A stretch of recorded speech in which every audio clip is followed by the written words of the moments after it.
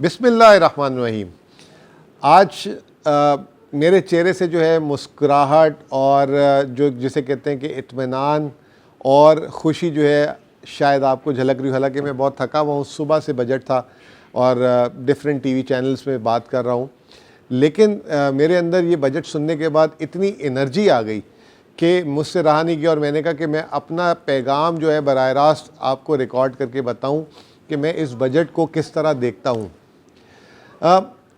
मैं जो हूँ हमेशा से जो है ना, मैं बारगेन हंटर हूँ। यानी कि कभी कोई चीज़ सेल में और सस्ती, मैं इंतज़ार करता हूँ पूरा साल कि सेल लगे तो मैं उससे जो चीज़ें ख़रीदूँ। तो एक चीज़ इस बजट को अगर कोई मुझे कहे कि एक अल्फाज में इस बजट को एक्सप्लेन कर दो, तो ये बजट जो है लूट सेल थी। और ये लूट सेल किसके लिए थी? अवाम के लिए थी। और कि वो किस तरह थी वो मैं आपको अभी थोड़ी देर में समझाता हूँ। अवाम के पिछले चंद सालों से मसले क्या चल रहे थे?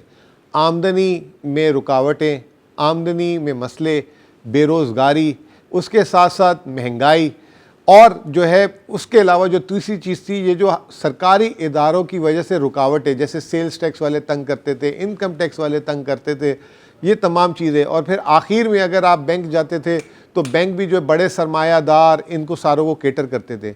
आज का बजट में जो देख रहा हूँ उसमें जो है शौकत तरीन साहब, हालांकि सुनने में बड़ी मुश्किल होती थी और मैं थोड़ा सा इख्तलाफ भी करूंगा कि उनको चाहिए था कि वो इतना बड़ा बजट स्पीच ना देते। वो जो रिलीफ की और जो उन्होंने लूट से लगाई थी वो सिर्फ उसकी बात करते जो मेरे और आपके मतलब की थी।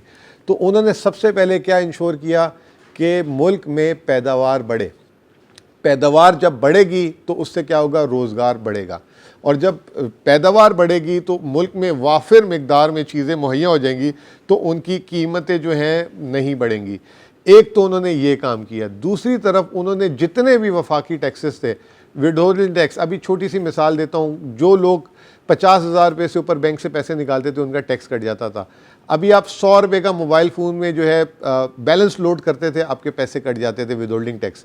इस तरह के बेशुमार जो टैक्सेस जो डायरेक्टली बिल वास्ता कट रहे थे उसकी शरह को कम कर दिया। फिर साथ साथ जितने कारखाने थे, जितनी दुकानदार थे, उनके लिए टैक्स में आसानियाँ पैदा कर दी। एक आम आदमी का इस मुल्क में मसला सवारी का था। एक गरीब या मिडिल क्लास जो लोग थे उनका एक जो ख्वाब था कि उनके घर में भी एक गाड़ी है, तो उसके लिए जो है उन्होंने गाड़ी की सनत में इंसेंटिव दिए। पाकिस्तान में जो है इस वक्त 16-17 करोड़ लोग मोबाइल फ़ोन का इस्तेमाल कर रहे हैं, सारा का सारा बाहर से आता था। अब उसकी मैन्युफैक्चरिंग में इंसेंटिव दे दिए कि लोगों के हाथ में मोबाइल भी सस्ते से सस्ते हाथ में आए। एक नौजवान नस्ल जो है, हमारी बहुत बड़ी नस्ल जो है, वो जो है आईटी सेक्टर, सोशल मीडिया, इस तरफ जा रही थी। उस सेक्टर को जो है टैक्स फ्री कर दिया। फार्मास्यूटिकल्स, मुल्क में दवाइयों पे जो है लोग कहते थे कि महंगी हैं, मुल्क में अद्वियात पैदा नहीं हो रही, उसको इनकरेज करने के लिए फार्मास्यूटिकल सेक्टर में जो है इंसेंटिव दे दिए कि मुल्क में दवाइयाँ पैदा हो। छोटे कारखानेदार जिसको कोई पूछता नहीं था, कर्ज़ा लेने जाए कर्ज़ा नहीं मिलता था, उसकी कोई वैल्यू नहीं थी, इस बजट में उसको जो है चीफ गेस्ट बना के पेश किया गया और उसके लिए जितनी मुराद हो सकती थी उसकी सनत से रिलेटेड, उसके कारोबार से रिलेटेड इस बजट में उसको दी गई है। साथ साथ हुकूमत ने अपने ख़जाने जो हैं उसके बोरिया को मुँह खोल दिए हैं। सूबों को सिर्फ जो है 608 अरब रुपए पिछले साल के मुकाबले में इजाफी देंगे। हालांकि हुकूमत ने 5,850 अरब रुपए के लगभग अपना टैक्स का तखमीना लगाया हुआ है। लोग कह रहे हैं कि जब सारे टैक्सेस कम कर दिए तो शौकत तरीन टैक्स जमा कैसे करेगा? इमरान खान के पास टैक्स आएगा कैसे?